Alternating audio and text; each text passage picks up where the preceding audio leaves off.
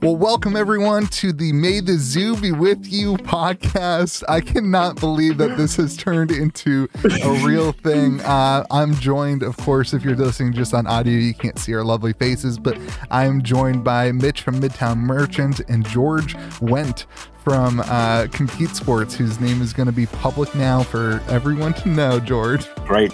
This is great. Yep. I'm living my best life. Yes. So welcome to our own a podcast. tiny card store. Welcome to our podcast where we're going to talk about all things flesh and blood. We're going to talk about the market. We're going to talk about lots of things. And then we have what do we have at the end, George? We have the MetaZoo Minute, where we're going to do one MetaZoo topic that neither Louie nor Mitch will have any info on before we start. And I want good answers. The heart of this. Go ahead, Mitch. I would say I'm the only one in this podcast that does not own MetaZoo as well. So I feel like it's very fitting for me to be here, right? Boot him. He's out. It's been fun, Mitch. It's been great having you today, Mitch. Thanks for coming in. Can't be in the podcast, Mitch. So we want to have a fun conversation around the Flesh and Blood game. We have conversations all the time individually, and we thought it'd be fun for the community to hear some of the things that we chat about and just hear our personalities. It won't be fail or shine. And God bless you. And we'll throw it off the ledge and see if it flies. And so George is in charge of our topics. So I do want to share one last thing, guys. This podcast is the epitome of memes do come true. Yes. Yes. Don't let your memes be dreams. This is it. Q can be delirious at 2 a.m. with James White and create a MetaZoo while watching Louis' heart get broken. My goal, yeah. Oof. I mean, that was a low moment for us. I think as a team, as friends, it was a low moment. It's hard to see Louis in that state. Oh man, that was a rough stream. That was a rough night. At least we got Matt Kalish one. I can think of nobody more deserving for it than Matt Kalish. I agree, 100% agree. Cool. Kick it off, boss. Okay. So listen, we all know the only topic people are going to care about this week. What is happening? I've heard that perhaps prices are down a little bit. I've heard perhaps things aren't flying off like they did before. This is all just rumor. Who knows? Listen, I think this is clearly the talk of flesh and blood. It's something I know that I've thought a lot about as somebody who has bought and sold more than $1 million of collections over the last 9 months. I think a lot of people are anxious. And I think the question that we need to answer is what do we think is happening? And why do we think it's happening? And before we say anything, let me just remind you all, if you're dumb enough to listen to the three of us for advice, you get what you deserve. We are not financial advisors. We are three idiots who have a podcast named May the Zoo Be With You, a Flesh and Blood podcast. If you listen to us and go geez, what they're saying makes a lot of sense, look inward. You have failed. So, I mean, listen, I agree. I think a lot of what's happening, and the market's just stagnant. I think this is the only time it's ever happened. It's the only time it's ever happened. It the whole mantra with Flesh and Blood is it's just to the moon. Everything is just going to go to the moon. And now this is the first. I don't know if you want to call it a trial or tribulation, or it's not even that, because where prices are today for Monarch specifically. So we can talk about the market as a whole, because we all know Louis gives updates every week and mix it up. Continue. Yeah, well, we know that. But second, the market's going down collectively. But Monarch first, we all know it was outrageous. Phantasmal Footsteps going for $1,600 day one, day zero. Cheap. And we started out in a really unhealthy spot when we said when people in the market came to the market and said, hey, well, I'm buying libraries at $6,500. I'm buying any legendary at $1,500. Right. And that's the price memory that people thought they were going to get consistently. And that just does not make sense. I mean, if you look at the price of a Fable compared to the price of a case of any other Flesh and Blood product ever, it's always been around the same price as a case. The Fable is always kind of in line with the price of a case. And at the time, cases were were selling for like $1,500, and we came out. Somebody came out and said $6,500, and it just was not sustainable for that market with the influx of boxes hitting the market, with the influx of cards hitting the market. So that was never going to be a sustainable thing.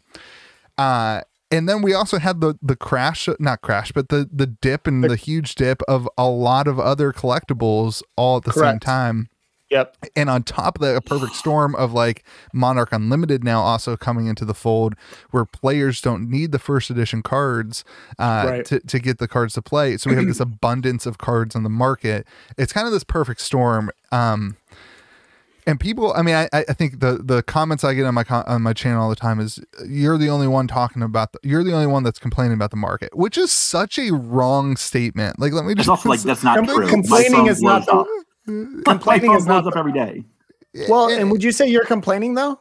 I'm not complaining. I'm just talking about. But what I say a lot is like, everyone is freaking out, and that's a little bit exaggerated. But what I mean by that is, a lot of people are putting their cards up for prices that we haven't seen in, they're lower than what they have been, and that is what I mean by people freaking out. So I have a couple thoughts on it.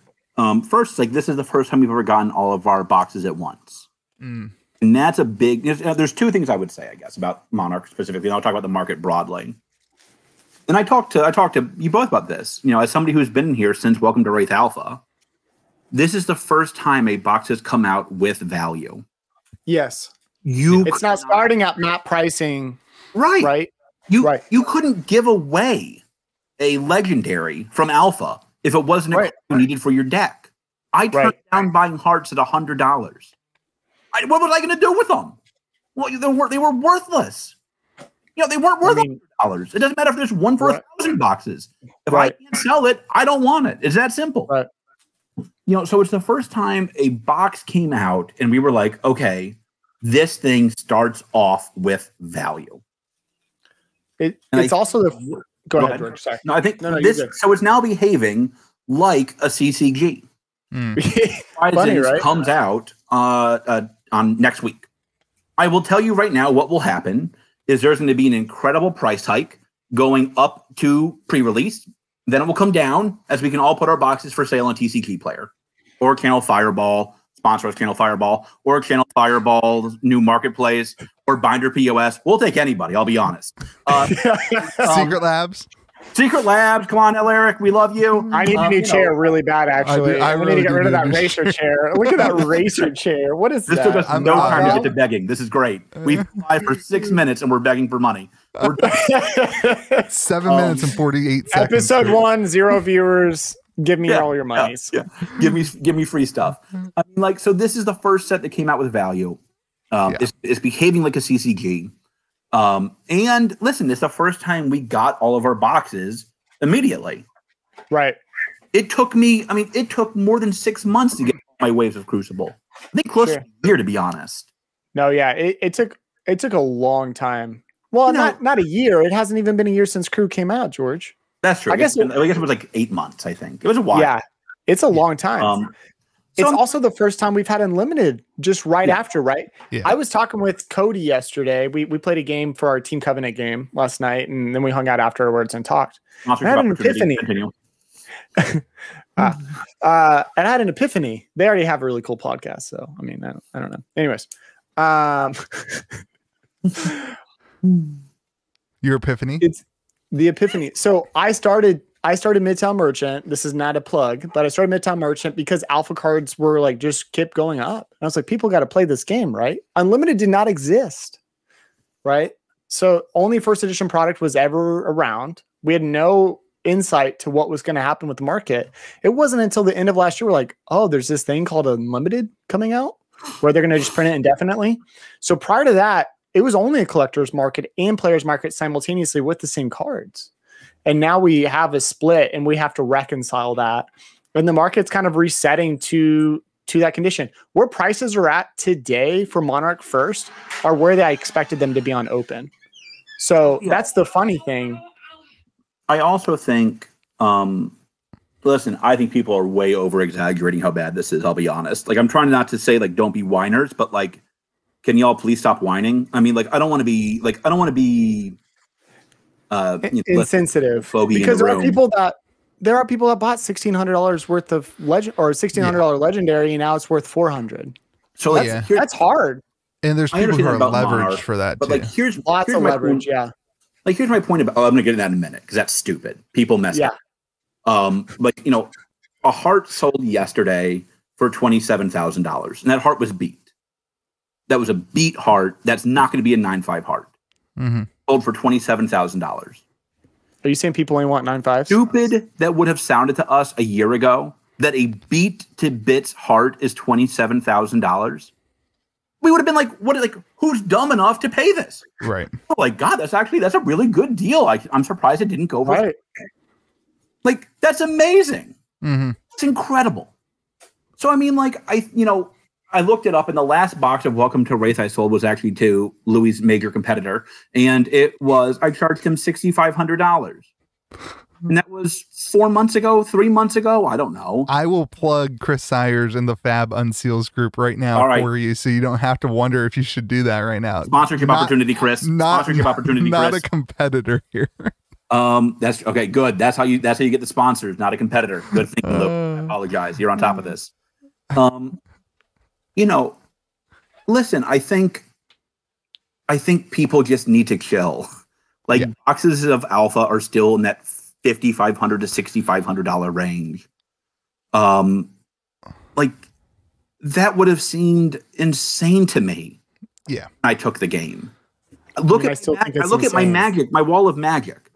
I don't have a single box, and I have boxes going back 7 years that's worth as much as my Welcome to Wraith Alpha box. Right. And this is now. This is after the dip. Like, I think part of it, and I love you all who are listening to us, especially those of you who will sponsor us soon. Oh my gosh, stop, George. Y'all need to like find your zen. Like this, if this is what's keeping you up at night, y'all overextended yourselves. Yeah. I've seen this. I've had a bunch of people reach out to me and say, like, will you buy my collection? And I'm like, yeah, like, send it on over. And they're like, I need a price today because I have to pay for my Killing Reigns pre-order. Oh man. Like, what were you like, bro? Like, they were. Like, this is a business. This is typical. And you're talking about businesses, but I think this is typical for just players and collectors as well. That people bought things with the understanding of Flesh and Blood never dips. Right. And so in 2 months, I'll be able to sell it for the same price or higher.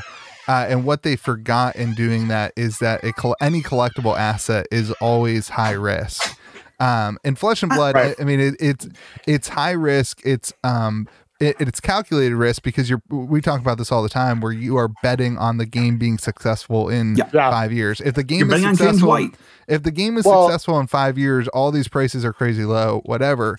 The problem is that you're going to have ups and downs over the next 5 years.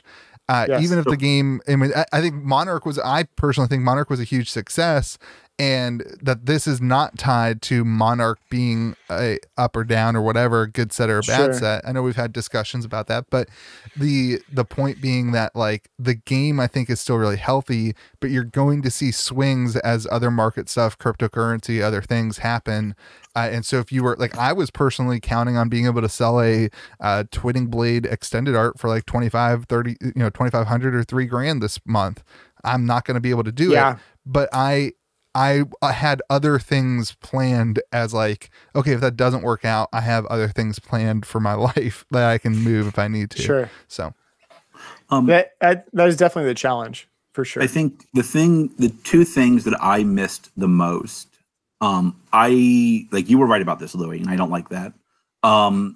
Like the crypto dip mattered a lot more than I thought it would. Oh, for sure.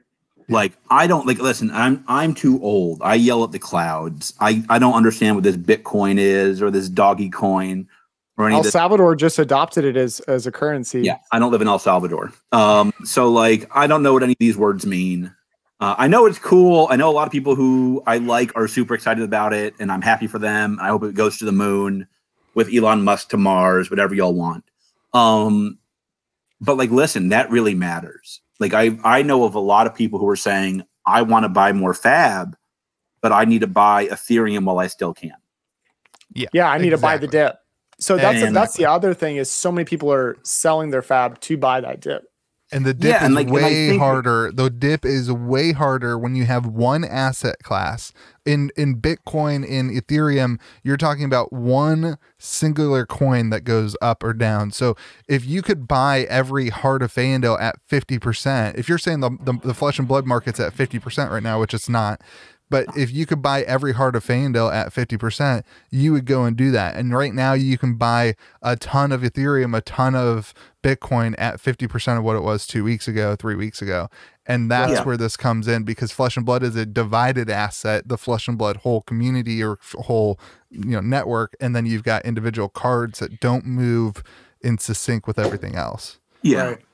And I would say the other big thing I missed is this over leverage.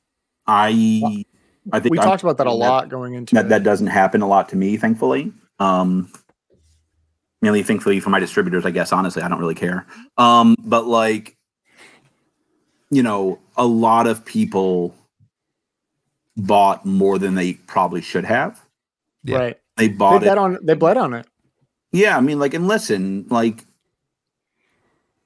I believe in James White. I think the game is going to be fine. I'll go over the reasons why I'm not worried in a minute. But, listen, that doesn't mean prices only go up, even if they go up. Just because I think they will go up doesn't mean that it's unidirectional. Yeah. Well, I also think we need to discuss why prices were as high as they were, or at least speculate why we think prices were as high as they were prior to Monarch. And I think a lot of it, think about this year, think about, we joke about the stimulus money, but for those individuals that receive that, it was immensely helpful. And I know a lot of people are like, oh, free income, I'm going to go spend it on an asset that appears to be appreciating in value over time, over months, and 2x, 3x my money. And I do think Monarch pre-orders were right when we got a huge stimulus package. Yeah. Sure. And so you saw a ton of people betting on that. But I mean, George, we had how many conversations? Every week it was Monarch's going to be $100 more next week. Every week we were just like, and it was, and it kept going. And then eventually it hit a ceiling where people are like, this is outrageous. I'm not going to cover that. Yeah. And I'm still not overly worried about that, to be honest.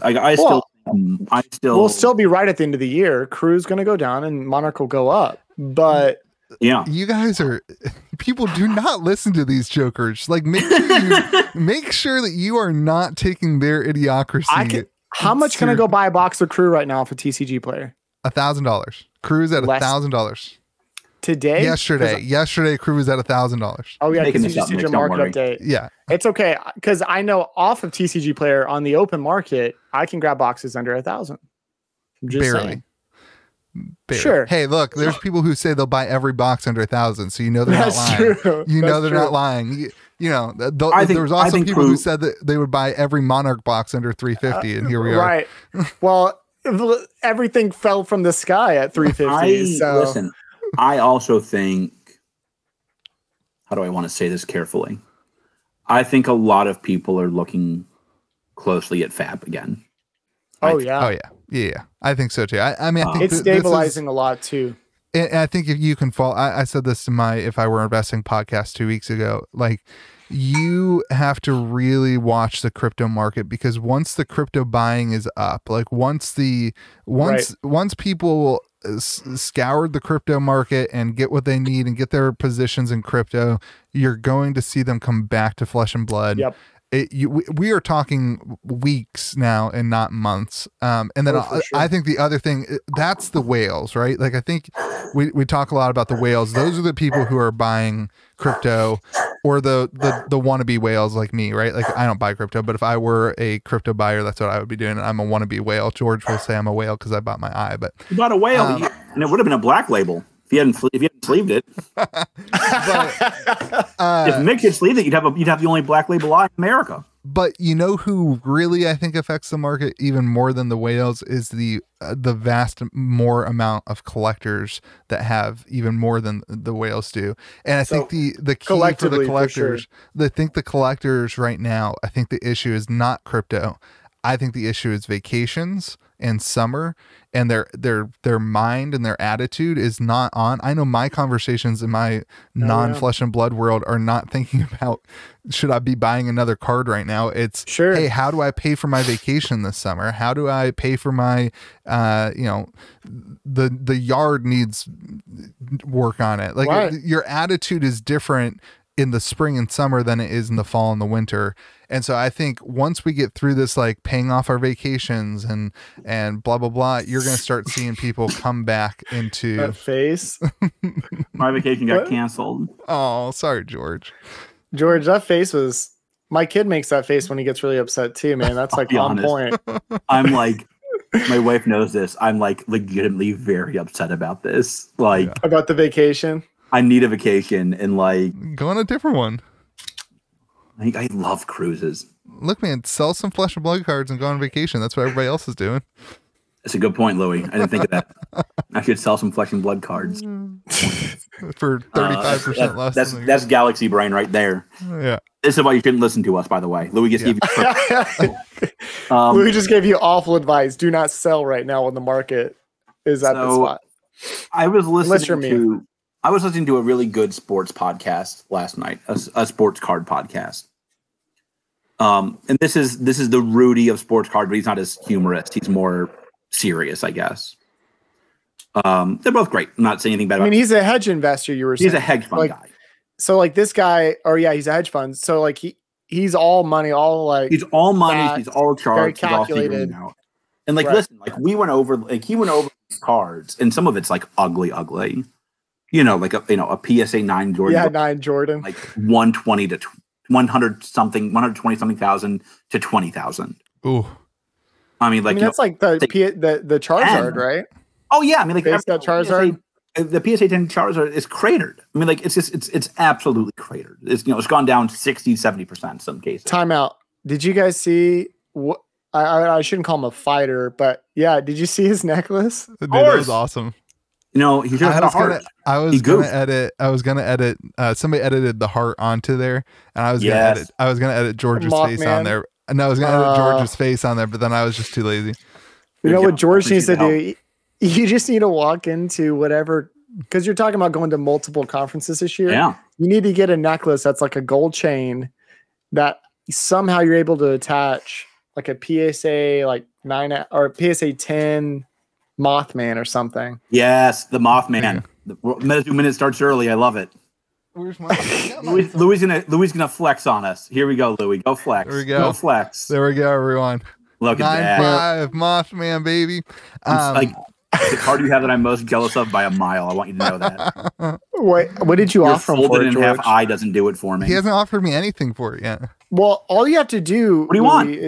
I want you to offer me for it. What do you think? $1,000? No, I'm joking. I don't sell cards. You crazy? I'm not Mitch. He doesn't sell for 10. He won't sell that for less than 5. 100 or 1,000? This is not anything against Michael Amaro. I wouldn't sell it for 5. You wouldn't? No, what? I'm not selling. I don't sell anything. You guys, let's talk about sell. You want to know why I don't sell anything? Because anytime you sell something, you inevitably want to buy it again, and you end up paying a higher price for it. I never have that experience. If I just never sell, then I never regret selling. You know what? This is why I can't have a singles store. That is exactly right. This is why I don't have a TCG player store I'm anymore. selling out the dip, and it doesn't even hurt me a little bit inside. Yeah, well. So anywho, the sports card guy. Yeah. Moving on. Oh yeah, full circle. Full circle. The sports card guy. I just want George wearing some bling. That's all. Yeah.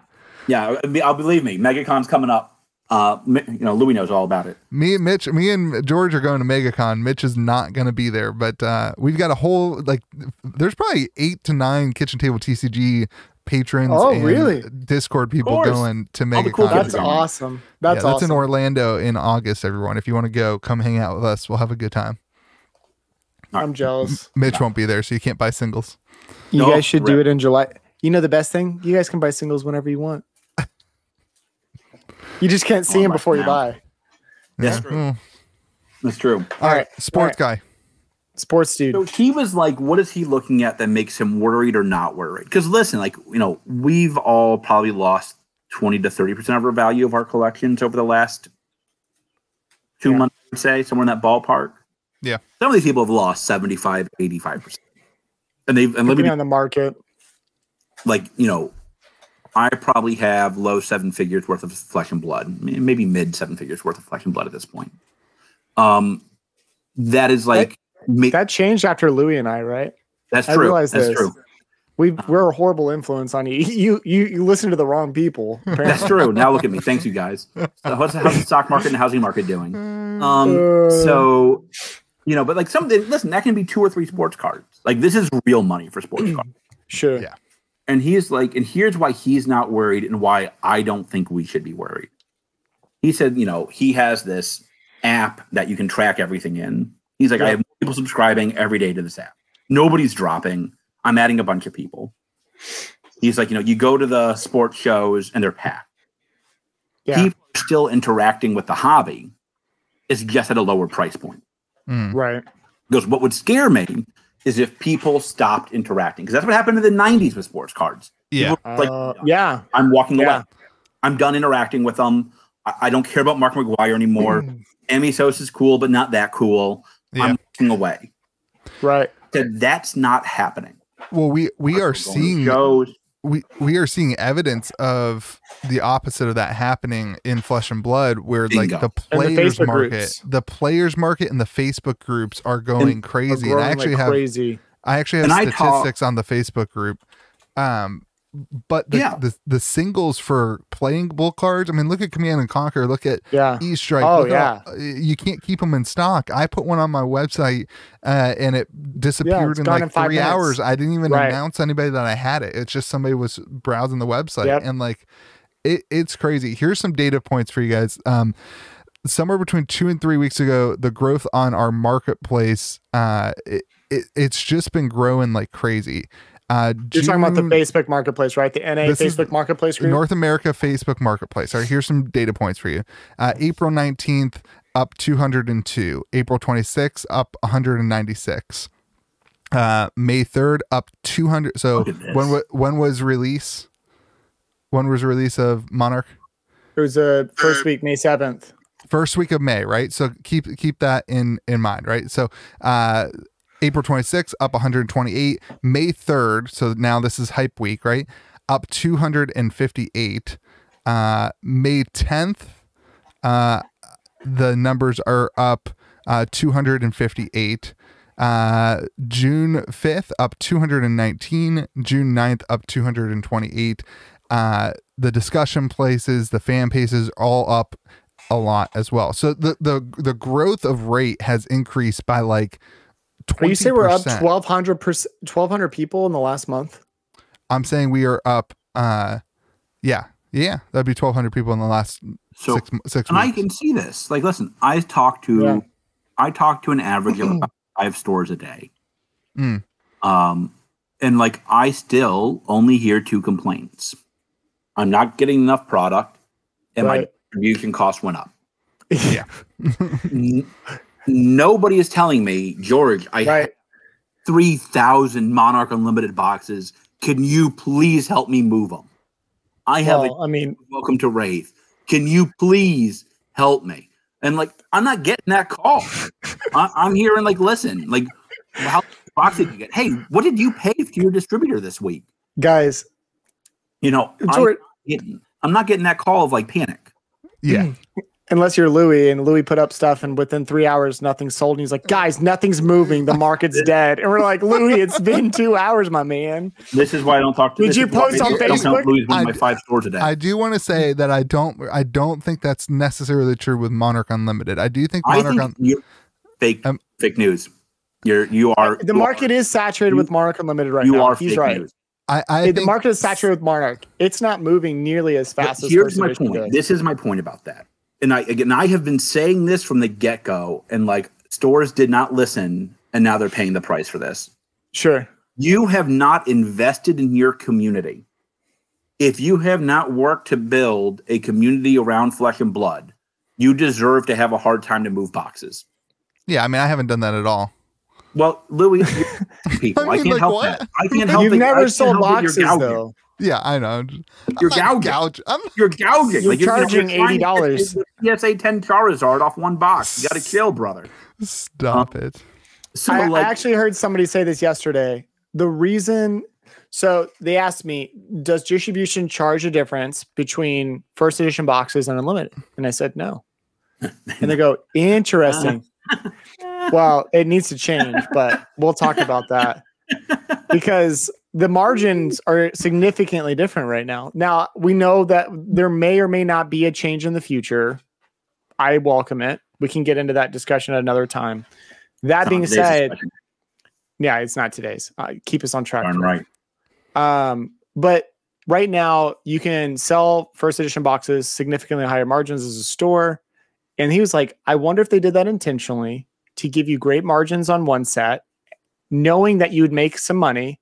And then on the second set, you would be able to sell lower, like at map pricing, and not have as high margins. And it kind of levels out in the middle. Can I say I love how short-term people's memories are on this? Yeah. Nothing brings me more joy than that kind of analysis. And here's why. They did first edition because they didn't think anybody was going, they needed to incentivize stores to take boxes. Sure. They were like, we're not going to sell out of print runs if I don't do something special for the first run. Like, this is why there were special boxes in the beginning.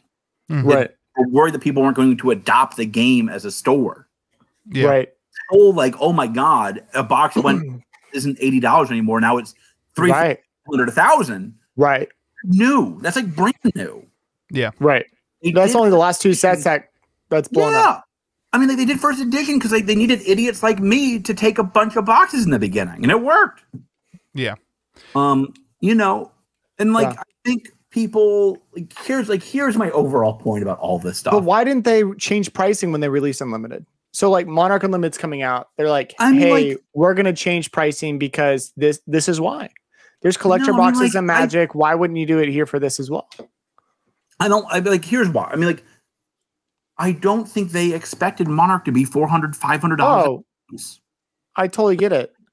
I mean, I remember this. I couldn't give away Crucible when it released. Yeah. Well, we were thinking in stock. I didn't have any Arcane in stock. So all I had was this box you can't draft. Well, you remember when boxes were $250 and people were like, that's outrageous. I'll never pay that. And now people are upset that then it hit $600. I mean, listen, I remember begging kids to try Alpha at $80 a box. Well, I get it. I think, you know, people need to take a step back and realize that, this is not the market, in my opinion, that LSS thought they were going to build 2 years in. Right. Well, yeah. And you think about, so this time last year, Alpha went out of print, right? I remember I was asking for Alpha boxes. People are like, we don't know where they're at. And then they make an official announcement. It's out of print. I was like, what? Right. You know, right around this time, it was like July, August of last year. That was just last year, guys. That's crazy. Yeah. Isn't that insane? Yeah. And that was right around the time where I was like, I'm going to start a single store. Yeah, that's a good idea. And then it goes out of print. And the week before it goes out of print, I open an Alpha box. Just no big deal. I'm just going to open it. Best thing I got was a Foil Majestic Spinal Crush. Still remember it. First Foil Majestic I ever got. Ironically, a coworker, really kind guy, he's one of my supervisors. He bought it as a gesture because he saw I started my own business. Now he still owns it. Never played Flesh and Blood in his life. Still has a Foil Spinal Crush. He bought it from $30 from me. But now it's worth $50. Well, maybe now. If he had sold it a week ago, it'd be worth $500. But that's besides the point. I think it's just crazy to think of. There was so much inflation, so much money that got injected into Flesh and Blood this last year. Ooh, that's a bad word. So here's what I'll tell you. But that's part of the reason I think the market is actually stabilizing to a healthier marketplace, despite the huge drops. You all know there's a guy bought $100,000+ collection 2 weeks ago now, and I bought that guy a house, and he is like, listen, I know it's not the right time to sell, but I want a house. Sure. Yeah. Listen, cardboard's great. I love having boxes of Alpha all around me. Makes me feel better than Louis, which is like the most important thing to my day. With his arcane. I love how you, for all those who are just listening to the podcast, he legit pulls an alpha box just sitting next to him off screen. Yeah. Just like he's living in a castle of alpha. That's what his bed That's how sits Saint up on. lives too, right? His bed's just on top of a bunch of cases of alpha. Whole bunch of cases. You know, you think there's any unlimited in those? I get what you guys are saying. You're trying to say that the market has changed and it's been a radical increase. Yes. Completely agree with that. And that's why a retracement that's happening right now, that does not bug me. I think what the key reason that the market changed is the incredible low supply of Flesh and Blood Alpha, and that was George is shaking his head for those of you guys who are listening. You're wrong. You're wrong. I'm not wrong. You're wrong. It is so easy for whales or people to come in who can buy $100,000 collections, for people to come in and buy the entire rest of the market of a specific card that's on the market, and that drives the price up quickly. And then those whales, if they get distracted, market manipulation. I'm not calling it market manipulation. I'm saying the supply is so low that it's easy for somebody to pop in, manipulate the market. Let me tell you, I'm just saying it's easy for them to get a good position fast on that's card. Fair. Yes. And also then what happens when they drive the price up? When they get distracted with the crypto or with whatever, then we all, the little people, but they're going to be people who bought into Flesh and Blood, they didn't buy it because it's their main investment. They bought it because they like the game, because they believe in the game in 5 years. And that's why I'm not worried about any of it. So I'm moving on to the next topic. The next topic's going to be less fun. I'll warn you all now. I will just restate why I invested in Flesh and Blood, and that is because I couldn't keep alpha in stock. I could not order enough for my customers. They didn't want a box. They didn't want a case. They wanted cases and cases and cases. Mm-hmm. They can draft booster box of Magic. They can buy, maybe they buy 3 of them if they're crazy.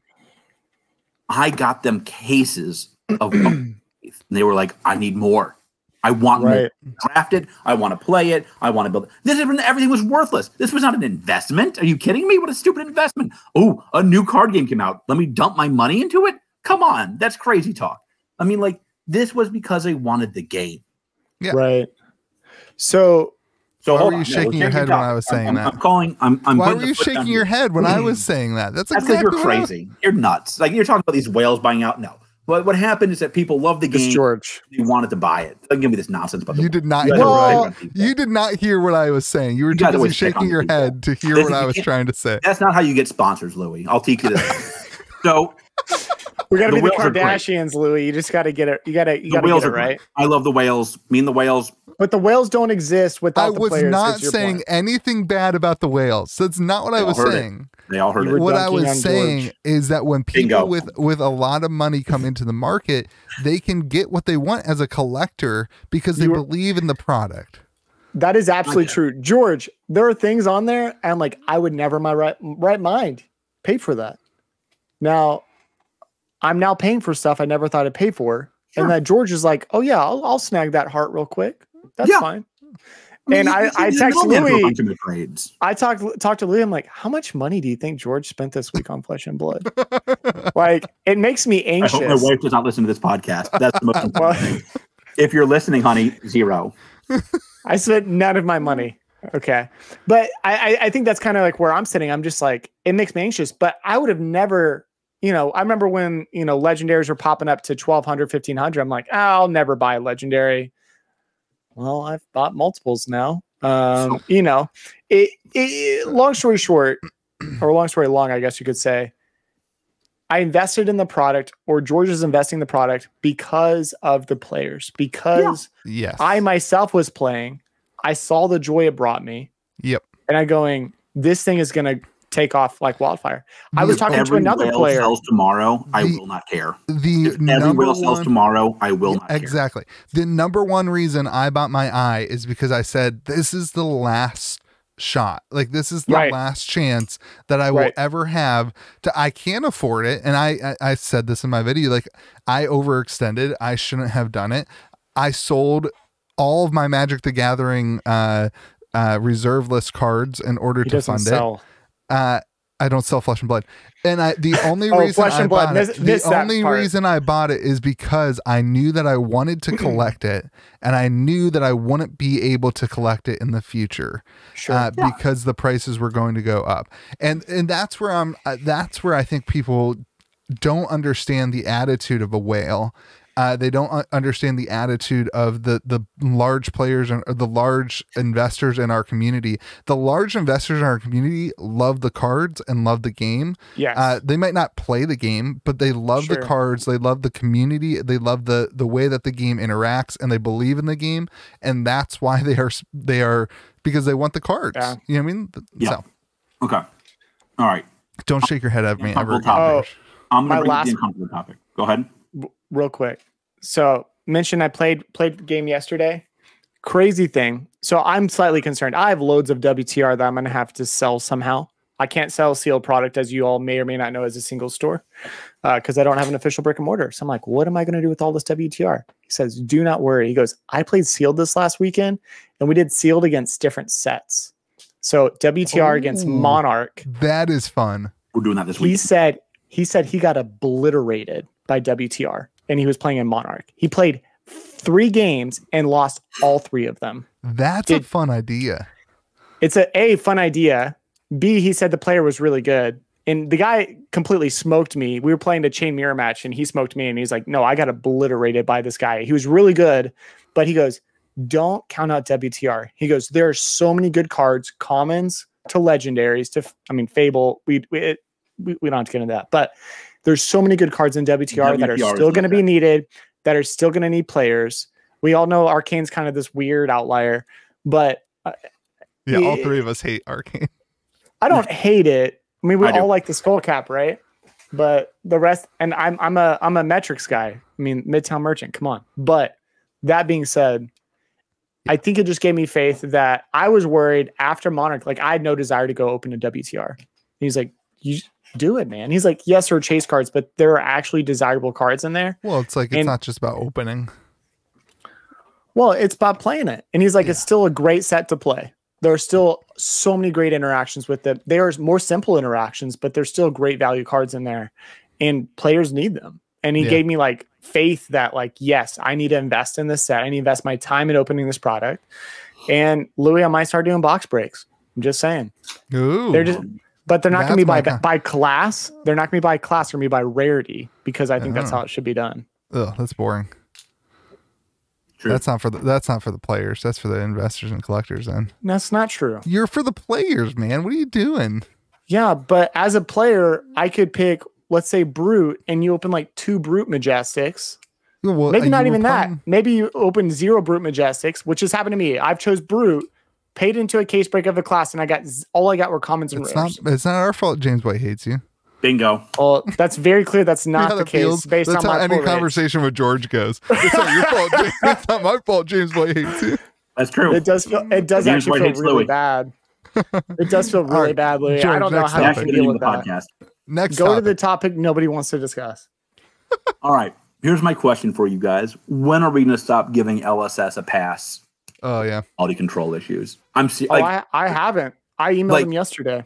Here's what I will tell you guys. Can you guys imagine what we would be saying if Magic said, hey, you all, small issue, the Modern Horizons 2 collector booster boxes might have draft booster packs in them.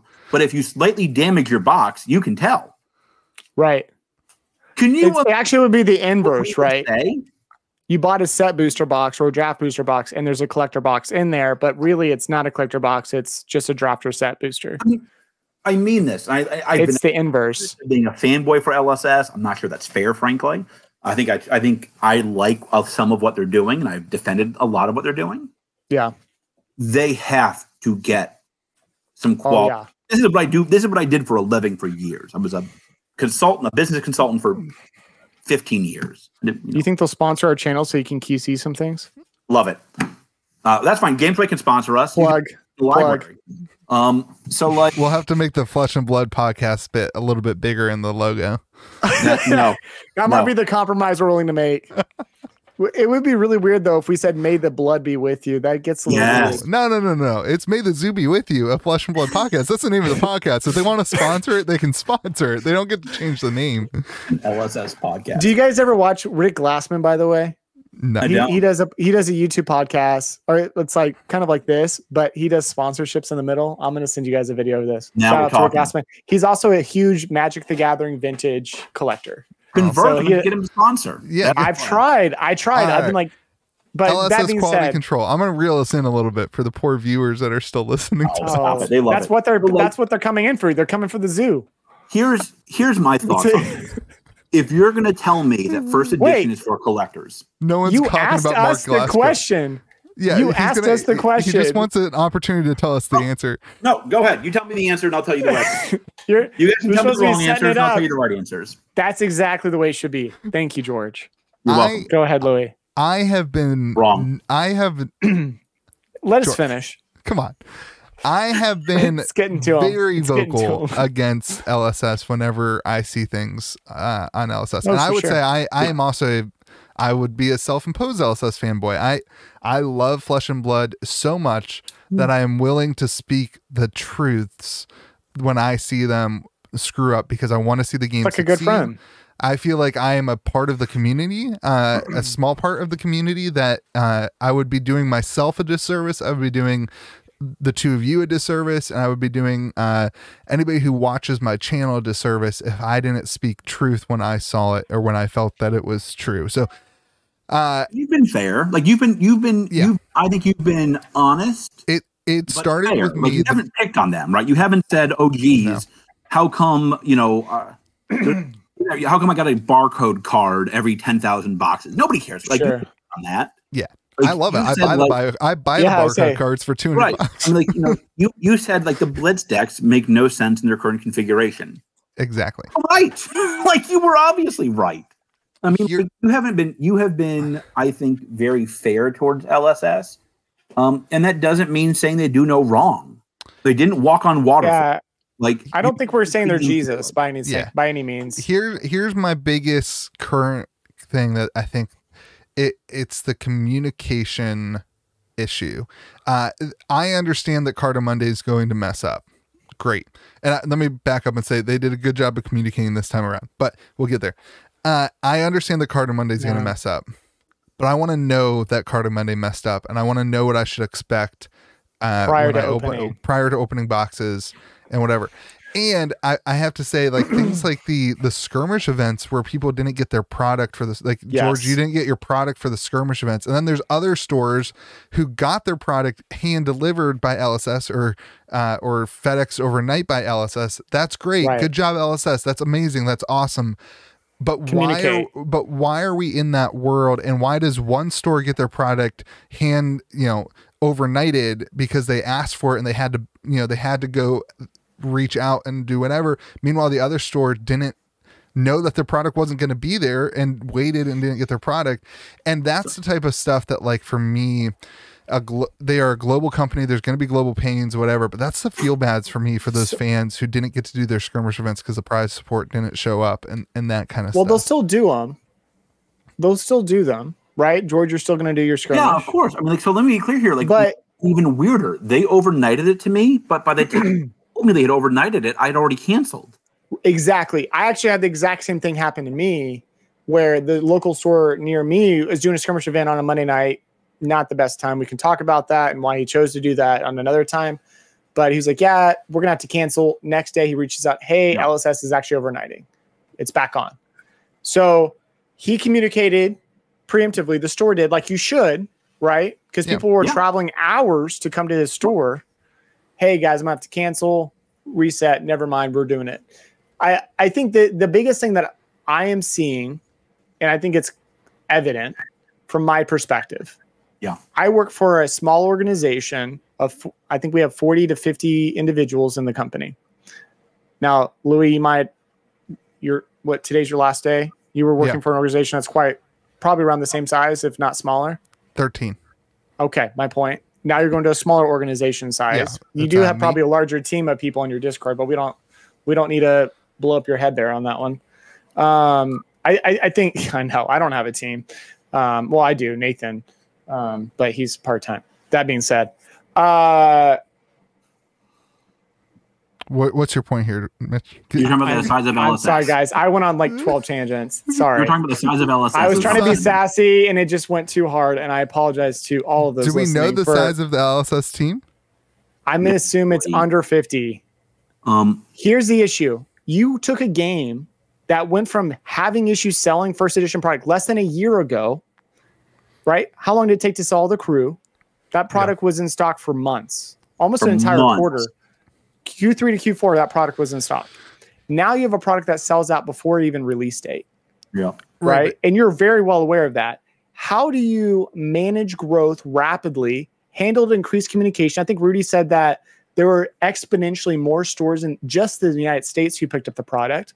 So you're handling increased growth, increased distribution model. You're now having to go from shipping maybe 5,000 to 10,000 boxes to each region, and now you're shipping tens of thousands of boxes, maybe even considering future print runs further out. Now you have to prepare money.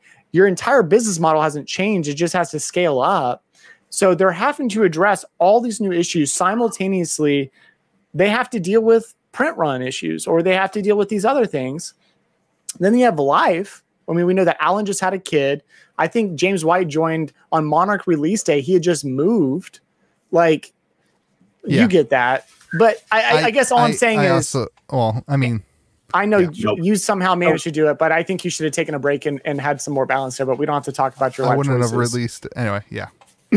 I think the biggest thing that I'm saying is they have a lot going on. They are going to take... It's going to take time to scale. There's grace there.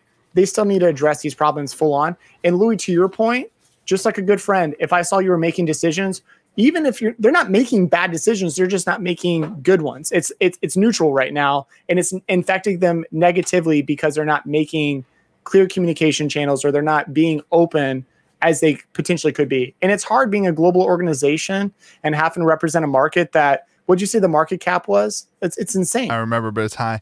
And I agree with you. There needs to be grace. But here's what I would like. Let me just say what I would like to say under the grace side is, like, you are a global organization. You're a global organization that is skyrocketing in the USA.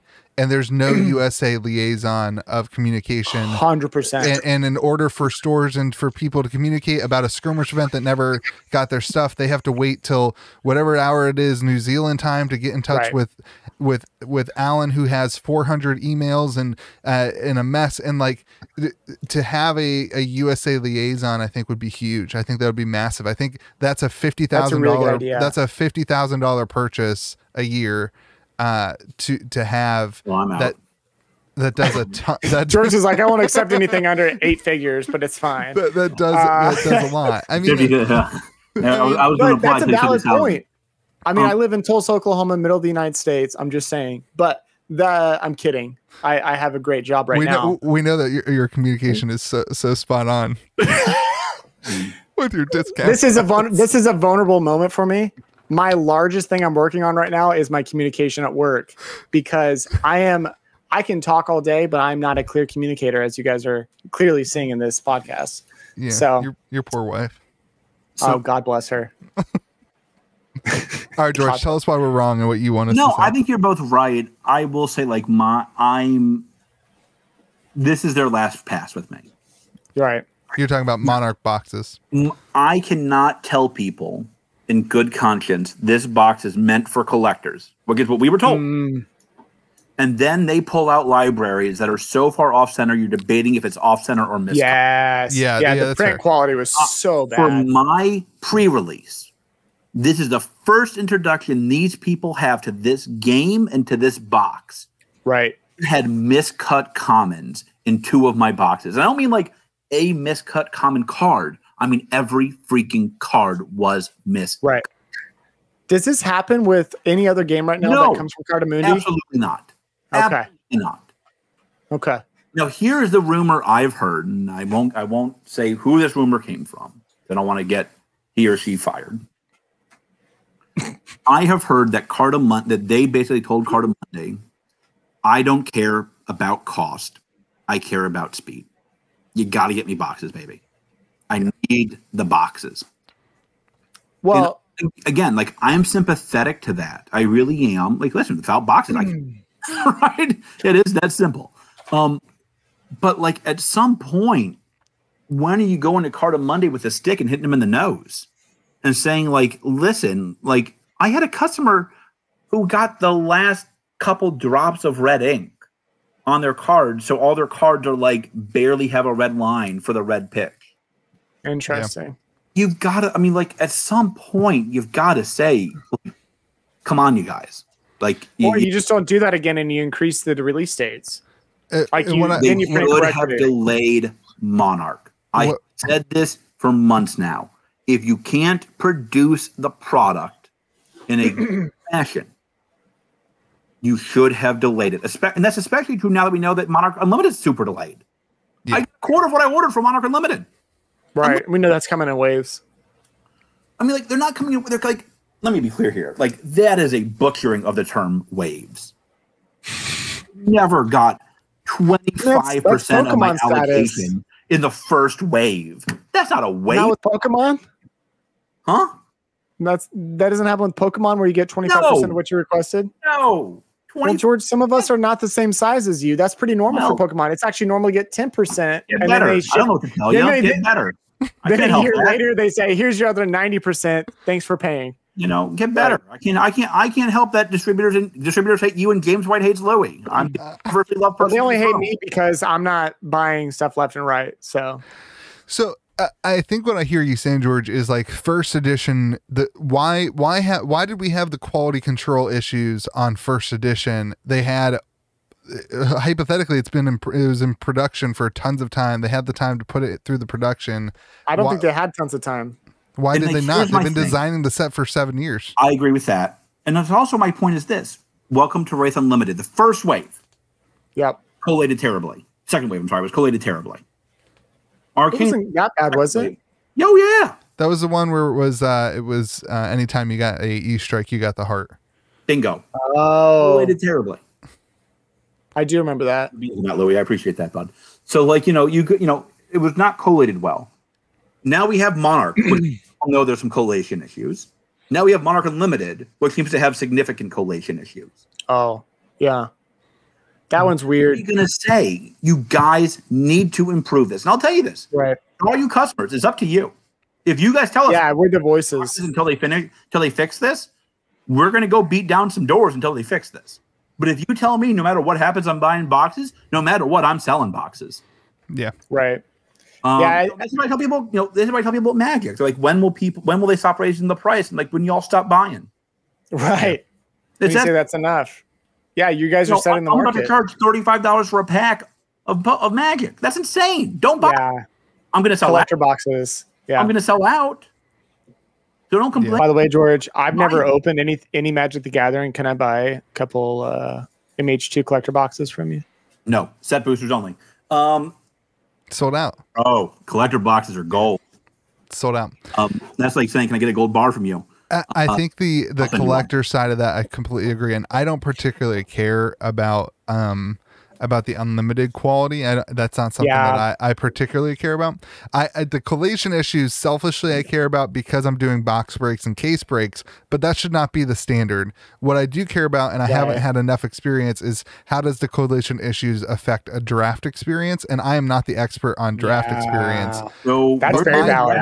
My gut says that it's affecting the draft experience a lot. Well, there was just a sealed tournament, right? But what was interesting is this was a special set that they hand stamped with LSS or like little mark on it. And I'm wondering if they very intentionally said, look, spend time on these, do these right, because these are high. Like, this is the highest event. There's $10,000. Magic did the same thing for their high-end tournaments as well in their defense, analysis defense. Yeah, well, I think that needs to happen, though. They stamp cards so that you can't cheat cards in. Yeah. Right. But I think more of what I'm saying is if you don't fix collation going into that for a $10,000 tournament, one guy's going to get exceptionally lucky. Yeah. Or a few people will. Not Louis, but it's fine. think. Listen, like I think this is the last. He's gonna go computer. That's fine. We're gonna keep going. Okay, that's right. He's dead to me. This is just like MegaCon. I think that this is the last set. I think we can realistically give them a pass. And I'll be honest, I think they're pushing it. I think they're pushing. I think this one hurts, especially for the collectors. Monarch Unlimited one is a feel like, especially because like, listen, I don't players to this because it gets me too cranky. But I've had more than a few stores reach out to me and say my price went up 20% from distribution, and they box is collated correctly. Like, where's this money going? Yeah, right. Like, you know, distribution. Like, listen, it's going to distribution. That's not on LSS. Yeah. Talk to LSS about that. Like, you know, but I've had a lot of stores tell me, like, you know, I'm paying 18% more than I was 3 weeks ago, a month ago. Right. And according to 6 months ago, or 4 months ago, it's 25% more. Yup. And it's from one distributor is higher than the other. So if your main distributor 17.5%, if your main distributor is distributor, we'll call them distributor P, and your second distributor is distributor S, then you're paying 18% more for your boxes. And so and then the people who are buying product from distributor S are selling below map on TCG Player. And so how do you start a business? How does a local store who's trying to compete with $70 boxes when they're costing them 18% more? How can you sell them on TCG Player is my first thing, because that's below map pricing. I never understood that. Listen, I think LSS has, like, I was going to talk about this week because I'm actually talking to LSS about my feelings about it, as you both know. That sounds nice. God be with you, LSS. May the zoo be with you. Not a conversation I want to have with them. Listen, I think they have a problem. Like, I think they have a distribution problem. I think they have a map problem. And they address both. Because, like, I will tell you, like, I have talked to 2 stores this week that are done. They've said that they're canceling all their Monarch Unlimited orders after this wave. They're not going to do Kingdoms other than first edition to try to sell online. Sure. In the game. Yeah. And it's because of the price increase. Price increase plus no product supply. Yeah, they're like, I'm paying now. I now make less on a box of Flesh and Blood than I do on Magic, and I'm getting cut to the bone. I'm getting 36 boxes of Monarch Unlimited. Right. What do you do with this? Right. And I'm supposed to run tournaments and sell this? Like, it doesn't work that way. There's no money in it. Right. And now I'm making less than I am for a box of Magic. Right. Where do you want me to put my time and money? And I'm very lucky. Well, it used to be the opposite. It used to be the opposite. Yeah, absolutely. Flesh and Blood was a pleasure to sell, even at map pricing, right? Absolutely. Because you're still getting boxes at a great price, plenty of margin for you. I'm wondering if I've actually been trying to figure out, that specific distributor typically gives more boxes than the other one. So I'm wondering if they feel they have leverage and thus they are trying to take advantage of that leverage. No comment. Not gonna, that seems logical, but no comment. That's the only logical explanation. I'm sure they're listening to this. Hello, owner. I'll be down there in a couple weeks to talk to you. Or up. Down or up. Nobody knows. Down or up. Nobody knows. Nobody knows. It's a mystery. There's two down there, aren't there, for you? Both are down there for you. People take care of me. Here's where other things. Have you guys, Mitch? Have you been opening WTR? Not yet. I'm going to. Is drone in this wave? Yes. That's a whole nother. That's what takes me off because I was waiting for boxes for a long time. Exactly. I'm not mad at my rep. I'm mad at the organization for holding boxes for that long. Good. Instead of being mad, I want everybody to know I'm not mad for me. I don't actually really care. What I'm mad is for players, because have you seen the prices of, like, WTR was out the roof with Tunic. Yeah, Tunic and Enlightened Strike, everyone's complaining about the price of the cards. It's impossible to get involved in the game because you can't buy a Tunic. How do we expect everybody who's new to get in the game to afford a $280 Tunic? Well, there's a billion Tunics sitting in the warehouse of a distribution who's just holding the boxes back so they can raise their price and then charge more for them. I'm not a big defender of distributors, especially one at this moment. But I will say we don't know if they held on to the product or somebody else did. What we do know is somebody held on to this product. Right. I mean, I guess it could have just magically showed up.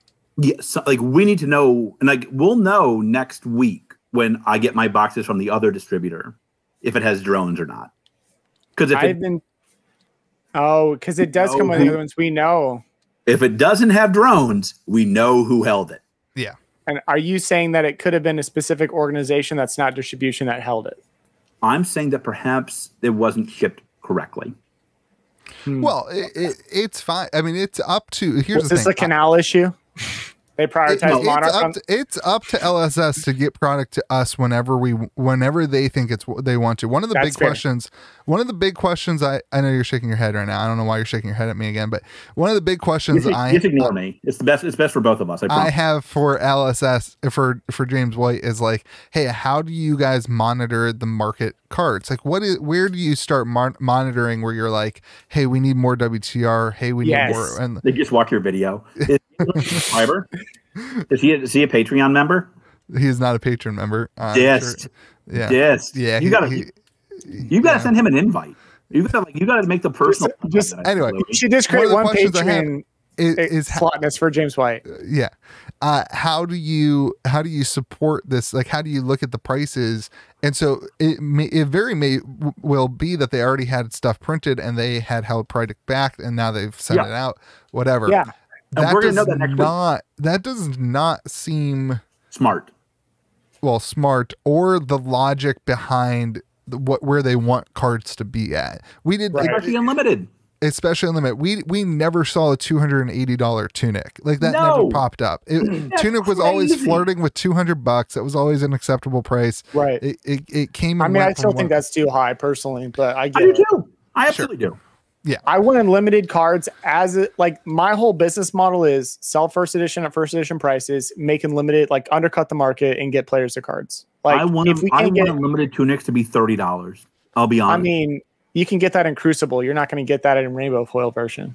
Yeah, Crucible. Like right around 100 would be. Krunik's going to be under 100, I think. It should be. Unlimited Krunik will be. It used to be. It used to be like right at like 90 to 100. Rainbow Foil though. I'm hearing it. I've heard the rumors Rainbow Foil. Why would they make it rainbow foil, not George? Doing that. George, what are you? It was non-foil. Why would they change it? What rumor could possibly have popped that? They make it better in Krunik? Like that doesn't make sense. All right, can you timestamp this? Yeah, go back to your George is right at whatever time it is. Anyway, the main topic of this was we how much longer are we going to give LSS with these kind of print run issues? Right. And I do think that Crucible Unlimited is the next one where it's like, so have they put in place the person at Card of Monday who says, no this doesn't they haven't look yet. Good. No chance. There's no way. This will not be course corrected. My test is king. I told you with Monarch with Monarch, if it is not fixed this time for this release next year, then I will be very upset. I'm already upset, but I will be George upset this time next year. Yeah. George is like, don't ever piss off George, guys. That's the only thing I've learned in this friendship. Yeah. I'm like a very zen man. I'm a very zen dude. I mean, you're very zen until somebody throws off your zen. You throw off George's zen. I think George's zen has been thrown off the whole time I've known him. Yeah, maybe you did it. I don't know. Why maybe it's me. It's your fault. I think kind of what I'm getting at though is, I think to your point, Louis, we hold them accountable. We continue to communicate with them. I communicated with them yesterday. Hey, I've opened lots of Monarch. This is what I'm seeing. They said, thank you for the feedback. I appreciate your time in writing that. It's not a lot, but they addressed it. Thank you for taking the time to send that. I will simply tell you though, as somebody who enjoys opening product, I've loved opening a Monarch because of the volatility. Just because of the volatility, it is better than Crucible. We don't have to get into that. Yeah. But I love how swingy the set is because the collation's off. So it's just like weird paradigm. But deep down inside, my empathy hurts for individuals who I know bought a box or bought a case of Monarch first or Unlimited and opened garbage because I opened fire. because DM Armada, who opened 19 boxes, God. 19 boxes of Monarch First Edition for his channel, of which he's trying to help grow the game, and he gets 2 legendaries. He gets 2 legendaries in Lamar got every library printed, I think. Yeah, Lamar, and then meanwhile, Lamar gets all his, he gets 5 libraries in 120 boxes, 6 libraries. I've opened 67 boxes. I've gotten none. So like that's not true. You've opened some in 60-something boxes. You just don't. You didn't get one. I've opened more than 67 boxes. I've opened. Oh, you're saying for I've yourself. opened 115 or 120 boxes. You've opened more boxes than me. I've opened 67 boxes for me, and haven't gotten a library. Bless you. I can pull libraries for you people all day. Happy. What do you mean by you people? This is I'm you so people, happy. the people watching, those people, you right here, you. I'm talking about you. Triggered. I'm so happy. Whatever. Can you just overlay like Super Saiyan mode as you were talking about that in the I'm video? not editing anything. This is why. Everything this is why I like Rick is in the Glassman. faucet. Rick Glassman spends, I'm sure, an insane amount of money on animations that they overlay on people like as they're talking in the podcast. Not going to happen on this podcast. I thought you just quit your job so you could put all your time and money into this so much podcast. free time. Yeah, so much free time.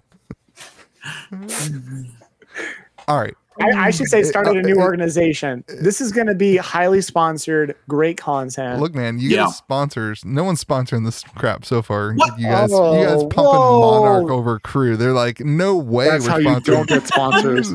No James way. Weston is sponsored and just give you a library and me and Mick are going to be okay with that somehow. It'll be fine. Yeah, I mean, that's fine. I think that should happen. I don't legitimately pulled a library. I just want James White. Hey, I almost mailed this to you just for memes. Instead, you know what he mailed me, George? Huh. Look at this. It came in the mail today. This is his crazy brew that he put through the wash. That's true. It's still wet. My favorite part is it's There's still wet. water in there. It's still water. It's going to be moldy. I wish the lighting was better.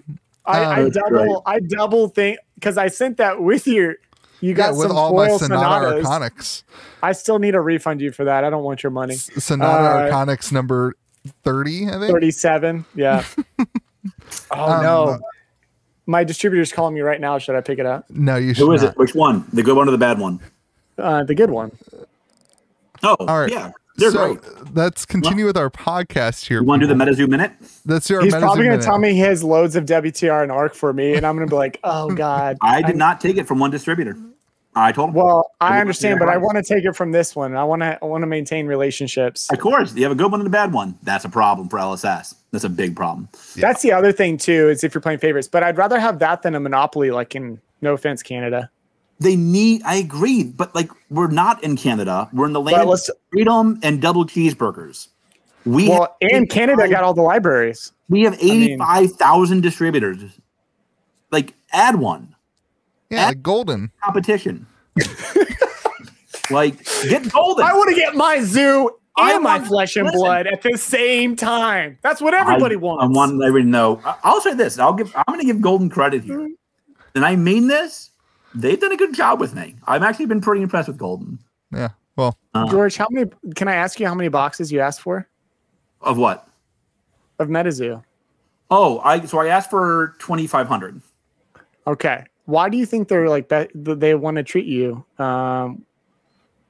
Because they know me. They look at this shirt and they go, "That dude knows how to dress."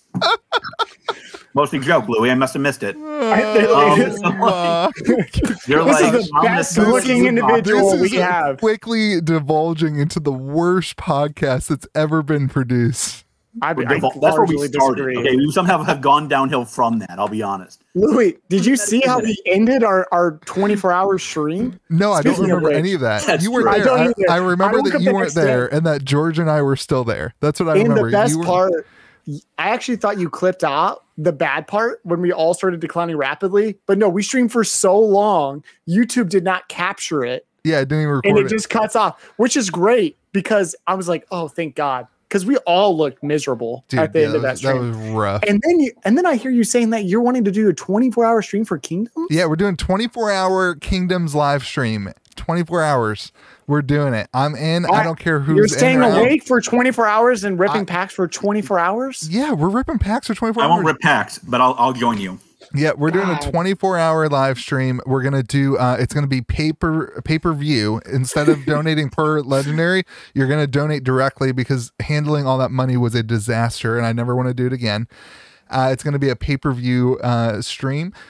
It's going to be a blast. And all proceeds go to charity. All the money's going to the charity. It'll be 24 hours. God. It'll be 1 case per hour. We'll do 24 cases. And then whoever wants to do 24 cases with me can do 24 cases. Start pre-ordering now. DM Armada said he was in. DM Armada said he was in. I'm going to start pre-ordering boxes. Well, no legendaries will be pulled if DM Armada's in. That's true. I mean, that's all right. We're doing great. Apparently, James, I still feel like we should do a counter. I mean, I pulled all my legendaries in this set, so I probably won't pull any either. And then Louis will pull like 12 fables. It'll be fine. God, I hope so. Apparently, LSS just hates the content creators because DM Armada, Red Zone Rogue, and Kitchen Table TCG, we've pulled no. Red Zone pulled a library. He pulled a library. He posted it up. It wasn't for him though. Oh, that's funny. Wasn't it for somebody else? I have no idea. I don't know. All right, George, MetaZoo Minute. MetaZoo Minute. Here's the question for you guys. This is the most important question of the podcast. I know people have skipped the first 20 hours and just gotten right to the MetaZoo Minute. That's probably it. Can you have like a little timestamp here so they can just get right to it, Louis? I wish Louis had done that with his Arcane Unlimited boxes that opening that day. Nobody cares. We want to see the Mothman. Nobody cares about a skull cap. Okay. So there's a lot of debate in the MetaZoo community right now about what to put their money into. Should they go with the foil, with the hollow? I apologize, Mike. Should they go with the full hollow Mothman as our friend Louis has in BGS 9.5 basic? Or should they go with the Chaos Crystal? Oh. The Chaos Crystal is apparently a far more powerful and used card. But it's not, as I would say, the card of the set, which I think is pretty obviously Mothman. It's kind of like, should he go with the heart or the tunic? E-Strike. Okay. E-Strike. Okay. Oh, is it like an E-Strike or is it like a tunic? Or tunic. Doesn't matter. They're both good cards. I think the comparison would be the rarity is the same between Mothman and Chaos Crystal. We don't know. Mike has not told us that yet, I don't think. Mike, if you're listening, A, I need some more boxes. But B, let us know that. But okay. C, I need some more boxes. Yeah, and D, make him direct. Now you're talking. LSS for you. So I don't know, man. I think if you look at the history of other card games, typically it's a card that is considered the most powerful ends up finds its way as the kind of epitome of the card. Like look at what's that card? What's that game? Magic the Gathering. What is it? The Black Lotus or something like that. I don't remember. I don't play that game Blue anymore. Lotus, right? The Blue Lotus, something like that. Anyway, the Black Lotus is the tie-dye Lotus. Yeah, uber powerful, and that became the card, right? I think we've talked about this. Long term, where does a Spring Tunic fall? And it's obviously going to be higher than the rest of the cards because it is prolific. It is the best card in the game. There's a reason that there's a reason that it is the highest unlimited card because it's the most played. It's in so many decks. Blah blah blah. E-Strike is there too. I mean, E-Strike's an incredible card. So I mean, I would say if I would not CC. Continue. I would say it's better than CC, but we can go to that another time. Everything is. The artwork is better on E-Strike, but I'll take a CC any day in my deck. So here's my hot take. I think Mothman will win the day. I think I will walk this back a little bit. I think this is going to be weird. You ready for the very interesting take here? Yeah. I'm ready for this. I think Sample Hollow Crystal will out-earn Sample Mothman, but I think Kickstarter Edition Mothman will be worth more than Crystal. What's your logic behind that? None. I'll be honest. That's just my gut. George has never played the game. He's just purely going off of gut and speculation. That's just my gut. Again, I will restate here. If you are dumb enough to listen to us for advice, You deserve what you paid for this. Clarification: George has not played the game, so take his advice with a grain of salt. He's not giving you input on. He's just going purely off of a collector mindset, right? No, That's great. I will say also that MetaZoo is the greatest game ever conceived of. Continue, Mick. Did I pull a Chaos Crystal, George? Yeah. Cool. Perfect. You pulled every good card in the set. Do I need to send that? So what you're saying is I should have sent that integrating other than my 9-0. No, I think Mothman, listen, my 9-0. I think Crystal is too late anyway. I think Crystal is going to be a slow burner. I think I'll be honest. I'm buying Chaos Crystals I'm buying a lot of MetaZoo. Maybe too much. Can we play a game? Yeah. I just have no idea what we were doing. Yeah. So everyone keeps asking me, Louis, why do you keep talking about MetaZoo? Have you played the game? Is it good? And my answer to them is I had more fun opening MetaZoo first Kickstarter than I've had opening a lot of stuff as a result of a lot of the community. A lot of the comment section was just absolutely going crazy. And I had a ton of fun. And to me, that's when it turned for me that like, hey, MetaZoo looks like it's has, just for fun. It looks like it has the legs. What I don't know is how it played because I don't have enough of the land cards, the aura cards, because they didn't put enough aura cards in the booster box for me to build decks. So people need to get off their high horse and realize not every game has to be super competitive. Yeah. Not every game has to be perfectly balanced. Because like here's my test. Here was my test for Flesh and Blood, and it'll be the same test I have for MetaZoo. Do my customers leave with a smile on their face? That's all I care about. Like this, I have a bunch of retail businesses, not just card shops, and like my test is always when the customer's leaving, are they smiling? If the answer is yes, I want more of whatever made them do that. If the answer is no, I'm going to stop carrying the product. Have you ever like talking MetaZoo? People like opening MetaZoo. Sure. Everybody needs to like realize it. Like, I think there's room for a not like, oh my God, I have to do the napkin algebra to figure out my attack and have a good time. Yeah. I totally get that. Should the market reflect how much is fun worth though in collectability? But there's no cards. You're talking about should the cards be worth what they're worth? Yeah, because supply and demand, and there was only 2,500 Kickstarter boxes. I will listen. I have been telling everybody. I am buying a lot of Kickstarter MetaZoo boxes. I have bought a lot already. I have bought now. I'm still buying. I'm very interested in playing it. I think my voice just cracked there. We'll just let it happen. It's all right, Michael. Sarah. It's all right. I'm running out of water and I can't hydrate my vocal cords. Do my 2 cans. Yeah. Next, I'm bringing 3. Yeah, that's noted. We got to wrap up, but I think what I'm saying is, will it lose its muster or its funness as more people open more boxes and as more people play it? Does it have playability? And playability means I can play it more than once a week. That's the test. I think that's ultimately what I'm most interested in before making a decision. Yeah. That's fair. That's completely fair. If we're going to have some first edition at my store, and we're going to have a tournament for it actually, and the winner's going to get a box of Kickstarter MetaZoo. Ooh. If you guys ever came to my store, you'd be able to play it. Yeah. But you guys aren't welcome. So, anywho, the test is like, do they leave with a smile on their face? Do they play this game and they're like, man, that was a lot of fun. Yeah. Like, I can do this again. Like, can we do this again next week? Like, that's when I knew Flesh and Blood was going to win. Because like, I don't have people say to me with Magic, frankly, all that often, can we do this again next week? Yeah. Can I do this format next week? Right. My store's Discord has nothing but people lovingly nudging at what format they want to play with Flesh and Blood. Because it matters to them. They're invested, not just financially. I don't think they're financially at all. Like, frankly, I think I bought all their collections at this point. It's like more or less true now that I think about it. Like, they all have unlimited cards, which is great. They should. They're players. But like they're emotionally invested in the game, and they want to play CC or Blitz. They want to do draft or sealed. Yep. And they want to try this hero or that hero. If people care that much about MetaZoo, I'll be thrilled, and I think they will. I'll be honest. I am very bullish on the zoo. I like it. Very bullish on the zoo. Well, and podcast that is also a Flesh and Blood podcast, which I think is really great. Well, that's your MetaZoo minute. And I'm also excited about the zoo as well.